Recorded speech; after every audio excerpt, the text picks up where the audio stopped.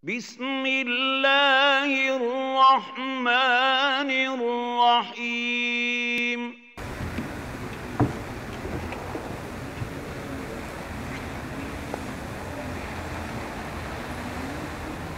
Assalamualaikum warahmatullahi wabarakatuh.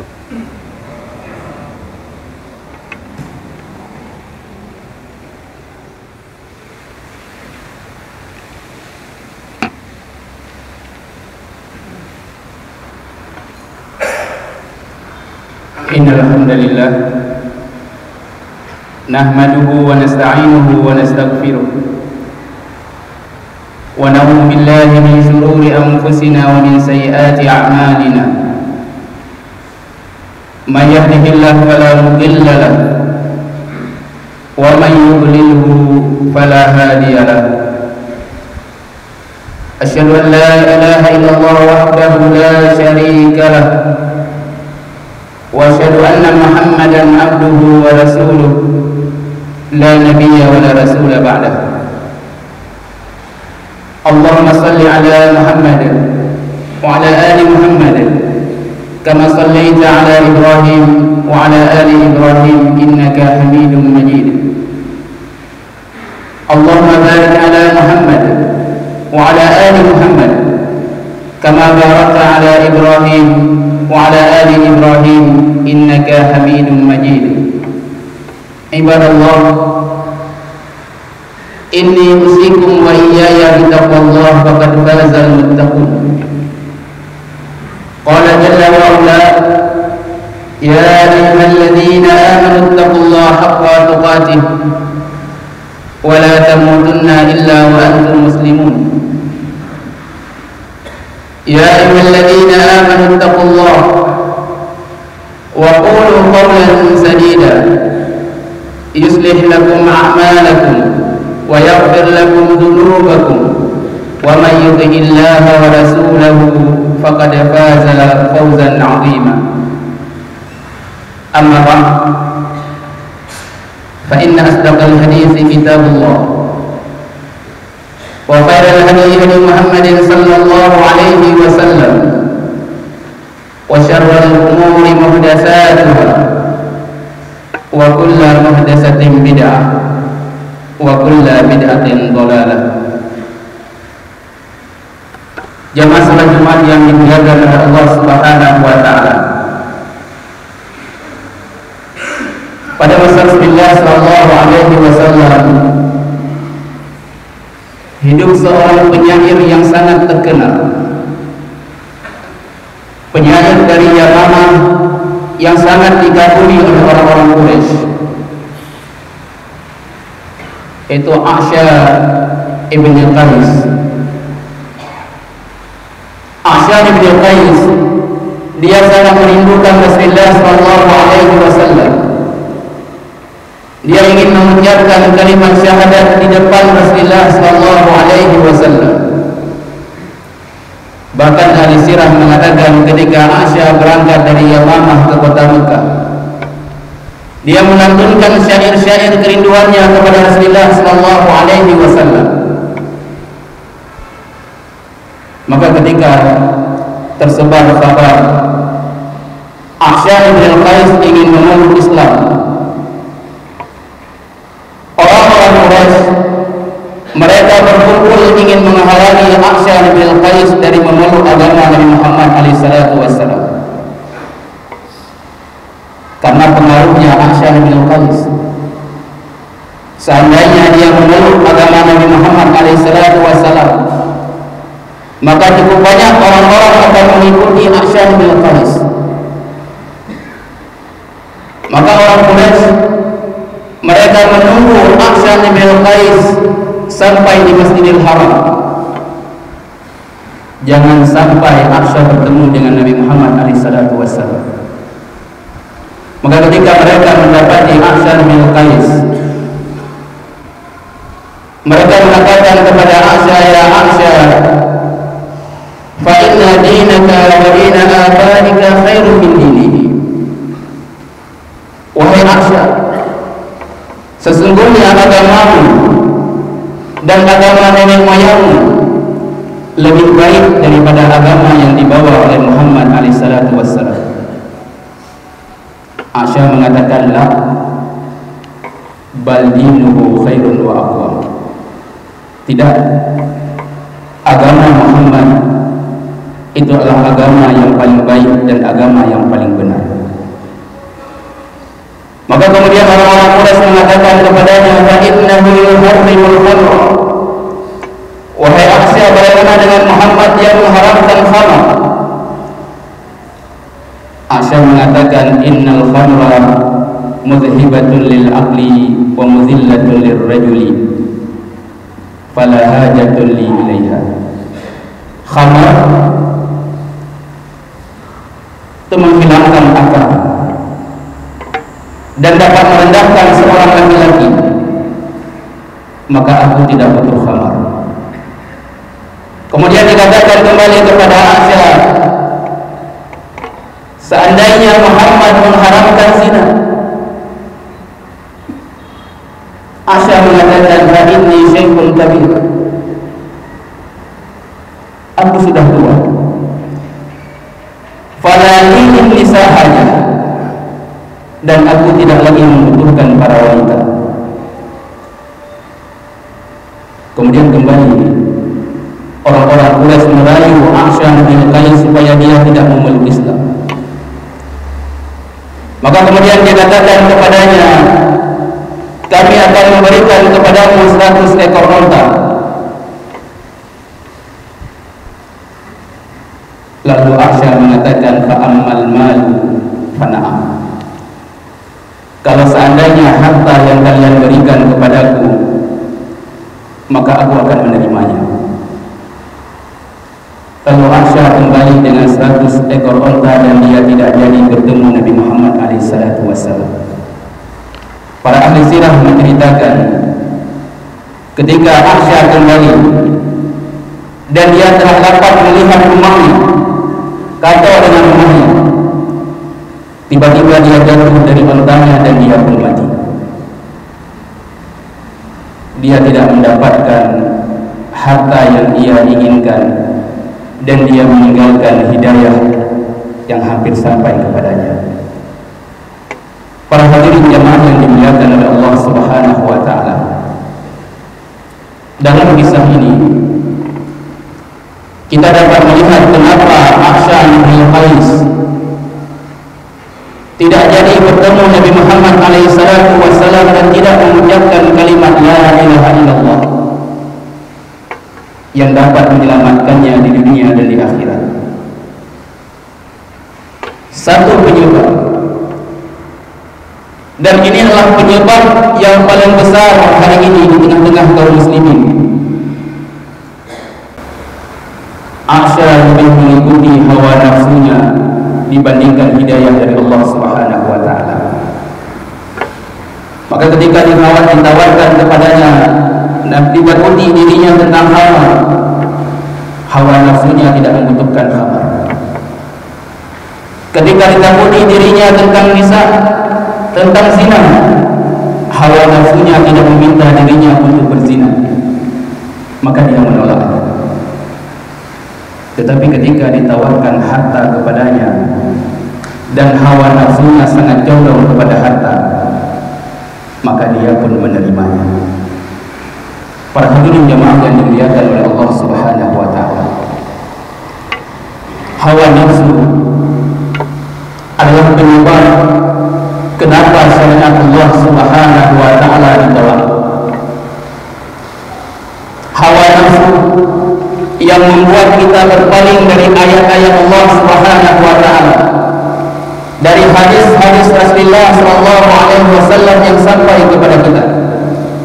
Maka Ali ibn Abi Thalib beliau mengatakan, inna akhawfu ma takhawwafu alaikum isnatan. Yang paling aku takuti akan menimpa kalian itu ada dua perkara. Kemudian beliau mengatakan, yang pertama tulul amal, banyak angan-angan. Adapun yang kedua ittiba'ul hawa, mengikuti hawa nafsu. Ali bin Abi Thalib mengatakan tulul amal yusal akhirah,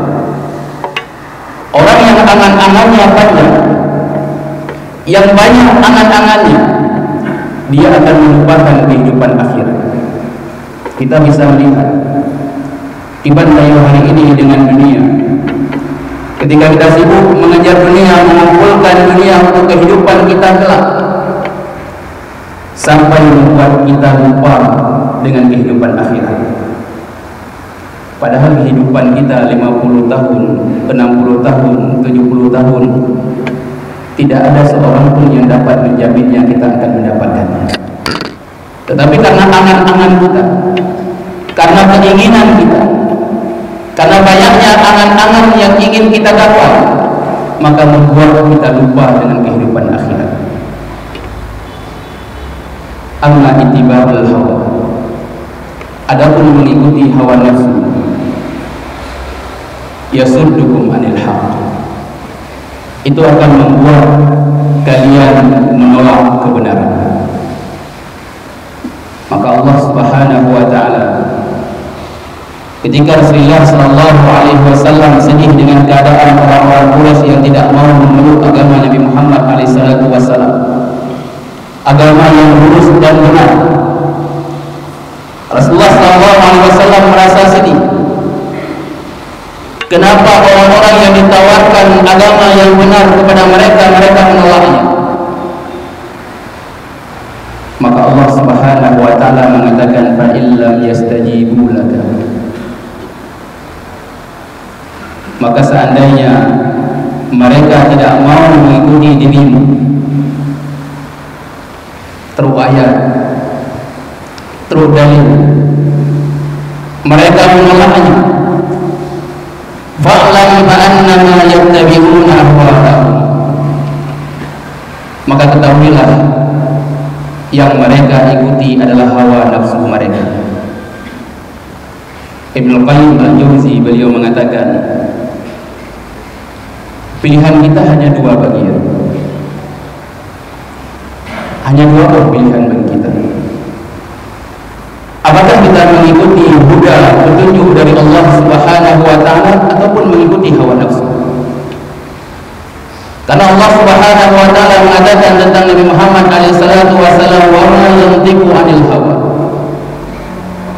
Nabi Muhammad, beliau tidak berbicara dengan hawa nafsunya. Bukan hawa nafsu yang keluar dari mulut Rasulullah sallallahu alaihi wasallam. In huwa illa wahyun yuha. Tetapi seluruhnya yang keluar dari mulut Rasulullah sallallahu alaihi wasallam adalah wahyu dari Allah Subhanahu wa taala. Maka kemudian Ibnu Qayyim mengatakan, seandainya telah sampai kepada manusia satu ayat yang jelas tentang perintah Allah Subhanahu wa taala ataupun pengharaman dari Allah Subhanahu wa taala, kemudian mereka mengikuti yang lainnya, maka ketahuilah yang mereka ikuti adalah hawa nafsu mereka. Inilah kita hari ini para jamaah yang dimuliakan oleh Allah Subhanahu wa taala. Kita memilih-milih dari agama Allah Subhanahu wa taala. Kita memilih-milih dari perintah Allah Subhanahu wa taala. Kita juga memilih dari apa-apa yang diharamkan oleh Allah Subhanahu wa taala kepada kita. Seandainya sesuai dengan hawa nafsu kita, maka akan kita ikuti. Tetapi seandainya perintah Allah ataupun larangan Allah Subhanahu wa taala berlawanan dengan hawa nafsu kita, maka kita akan meninggalkan perintah Allah Subhanahu wa taala. Walaupun kita katakan kita mengikuti wahyu Allah, tetapi sebenarnya yang kita ikuti adalah hawa nafsu kita. Kita telah menjadikan hawa nafsu tersebut sebagai ilah, sebagai Tuhan. Allah Subhanahu wa taala mengancam orang-orang yang menjadikan hawa nafsunya sebagai Tuhan, orang-orang yang menjadikan hawa nafsunya sebagai Tuhan, mereka akan dijauhkan dari hidayah Allah Subhanahu wa taala. Maka kita harus memperhatikan keadaan kita hari ini. Bukan yang menantu sebuah perintah, menantu sebuah larangan langsung terkubur, ataupun tertelan manfaat ataupun faedah dari perintah tersebut. Allah Subhanahu wa taala mengatakan, "Afara'aita man ittakhadha ilahahu hawah." Apakah engkau tidak melihat orang yang menjadikan hawa nafsunya sebagai Tuhannya? Orang yang kami jadikan hawa nafsu sebagai Tuhan, mereka pasti akan menolak dalil-dalil yang sampai kepada mereka. Ini pasti ditolak. Setiap dalil yang sampai akan ditolak, karena hawa nafsunya adalah Tuhan bagi mereka.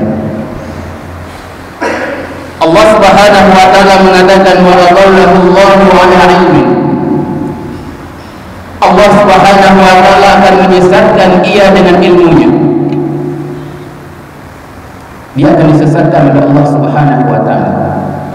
Dan Allah Subhanahu wa taala mengetahui apapun yang sampai kepadanya tidak akan diikuti, karena dia telah mengangkat hawa nafsunya sebagai Tuhan. Lalu Allah Subhanahu wa taala mengatakan, wa khatama ala sam'ihi wa qalbihi. Lalu Allah Subhanahu wa taala mengunci hatinya, mengunci pendengarannya, ditutup oleh Allah Subhanahu wa taala. Dia tidak akan dapat mendengar kebenaran yang sampai kepadanya, dan dia tidak dapat memilih dengan hatinya kebenaran yang sampai kepadanya. Dia akan lebih condong kepada hawa nafsunya. Wa ja'ala 'ala basarihi ghishawah. Lalu Allah Subhanahu wa taala jadikan penutup di depan matanya. Sama sekali dia tidak akan dapat mendapat hidayah dari Allah Subhanahu wa taala. Para hadirin jemaah yang dimuliakan oleh Allah, Allah Subhanahu wa taala tidak menzalimi seorang pun dari hamba-Nya. Tetapi kenapa Allah Subhanahu wa taala menyesatkan dia? Kenapa Allah Subhanahu wa taala mengunci hatinya, mengunci pendengarannya? Itu dikarenakan kezaliman yang ia lakukan. Ia lebih memilih hawa nafsunya dibandingkan perintah Allah Subhanahu wa taala. Maka Allah Subhanahu wa taala mengatakan, fa amma man tagha wa athara al-hayata dunya. Orang-orang yang melampaui batas dan mereka lebih condong kepada kehidupan dunia. Orang yang melampaui batas, mereka adalah orang-orang yang berpaling dari perintah Allah Subhanahu wa taala. Maka Allah Subhanahu wa taala mengatakan, fa innal jahima hiyal ma'wa. Tempat kembalinya jelas. Di dunia dia ditutup dari hidayah Allah. Kemudian di akhirat tempat kembalinya adalah neraka. Lalu Allah Subhanahu wa taala mengatakan, wa amma man khafa maqama rabbih wa nahaa an-nafsa 'anil hawa fa innal jannata hiyal ma'wa. Para hadirin jamaah yang dimuliakan oleh Allah Subhanahu wa taala, inilah obat yang paling mujarab untuk mengobati orang-orang yang lebih condong kepada hawa nafsunya dibandingkan perintah Allah Subhanahu wa taala. Allah Subhanahu wa taala mengatakan, wa amma man khafa maqama rabbih. Dan adapun orang yang takut dengan kedudukan Allah Subhanahu wa taala,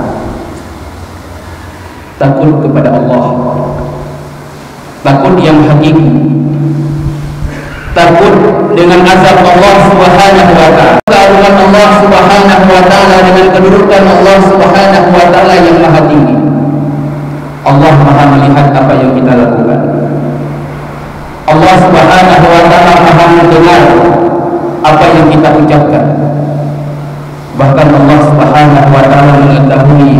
apa yang terlintas dalam hati kita ketika rasa takut ini hadir. Betul-betul ya kepada Allah Subhanahu wa Ta'ala, maka itu akan menjauhkan kita dari hawa nafsu. Allah Subhanahu wa Ta'ala mengatakan, wa amma man khafa maqama rabbih wa nahan nafsa 'anil hawa. Itu orang yang takut dengan kedudukan Allah Subhanahu wa Ta'ala. Wa nahan nafsa 'anil hawa, dan dia melarang dirinya lebih condong kepada hawa nafsu. Para ahli tafsir mengatakan itu akan hadir ketika ketakutannya kepada Allah Subhanahu wa Ta'ala adalah ketakutan hakiki. Kami mendengar kalian tanya, hukum budaya kepada Allah Subhanahu wa Ta'ala ataupun tidak? Pernahkah ketika kita melakukan maksiat hadir dalam hati kita Allah Subhanahu wa Ta'ala Maha melihat apa yang kita lakukan? Pernahkah ketika kita mengucapkan satu kalimat itu kita terpikir Allah Subhanahu wa Ta'ala mengetahui apa yang kita ucapkan, dan Allah Subhanahu wa Ta'ala telah memerintahkan malaikatnya untuk mencatatnya? Tapi kebanyakan dari kita tidak pernah terlintas, bahkan kita tidak pernah berpikir Allah Subhanahu wa Ta'ala Maha melihat dan Maha mendengar. Maka ketika rasa takut hadir, itu akan membuat kita jauh dari hawa nafsu. Lalu Allah Subhanahu wa Ta'ala katakan, fa innal jannata hiyal ma'wa. Maka tempat kembalinya adalah surga Allah Subhanahu wa Ta'ala. Maka para hadirin jamaah yang dimuliakan oleh Allah Subhanahu wa Ta'ala, Ibnu Qayyim al-Jauzi menyebutkan Allah Subhanahu wa Ta'ala telah menjadikan wahyu tersebut berlawanan dengan hawa nafsu. Ketika kita ingin mencari kebenaran, maka ketahuilah kebenaran tersebut yang berlawanan dengan hawa nafsu kita. Karena hawa nafsu yang berlebihan itu akan membawa seseorang untuk melakukan kemaksiatan kepada Allah Subhanahu wa Ta'ala. Sedangkan hidayah dari Allah Subhanahu wa Ta'ala akan membuat mereka menuju Allah Subhanahu wa Ta'ala dan akan mencari surga Allah Subhanahu wa Ta'ala. Fa'tabiru ya ulil absar la'allakum turhamun.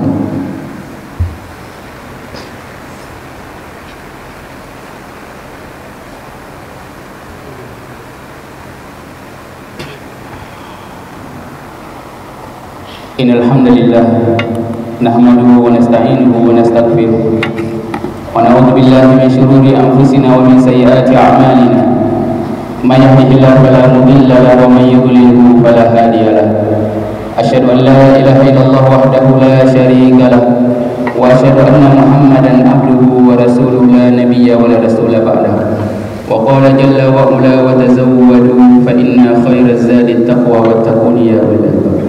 إن الله وملائكته يصلون على النبي يا أيها الذين آمنوا صلوا عليه وسلموا تسليما. اللهم صل على محمد وعلى آل محمد كما صليت على إبراهيم وعلى آل إبراهيم إنك حميد مجيد. اللهم بارك على محمد وعلى آل محمد كما باركت على إبراهيم وعلى آل إبراهيم إنك حميد مجيد. اللهم اغفر لنا ولإخواننا الذين سبقونا بالإيمان ولا تجعل في قلوبنا غلا للذين آمنوا ربنا إنك رؤوف رحيم. اللهم إنا ظلمنا أنفسنا فإن لم تغفر لنا وترحمنا لنكونن من الخاسرين. اللهم لا تدع لنا ذنبا إلا غفرته ولا هما إلا فرجته ولا دينا إلا قضيته ولا حاجة من حوائج الدنيا والآخرة إلا قضيته يا أرحم الراحمين. اللهم إنا نسألك الجنة وما تقرب إليها من القول والعمل ونعوذ بك من النار وما تقرب إليها من القول والعمل. اللهم إنا نسألك ما سألك عبدك ونبيك ونعوذ بك مما أعاذك عبدك ونبيك.